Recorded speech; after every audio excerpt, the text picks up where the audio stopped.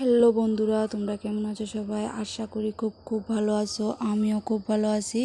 আয়া পড়ছি ইউটিউব চ্যানেলের ছোট্ট করে একটা ভিডিও। অনেক দিন পরে দেহ আমরা টাউনে আইছি, ওখানে আয়া পড়ছি রাজবাড়িত। ওখানে এনো ডুইক্কা জামুগা ডুইক্কা ভিতরটা দেহুম, কিন্তু ভিতরে ভিডিও করা একদম নিষেধ। তাই ভিতরের ভিডিওটা শেয়ার করতে পারলাম না তোমাদের সাথে। ভিডিও না ফটো না কোনো মোবাইলেই ইউজ করতে দেয় না ভিতরে।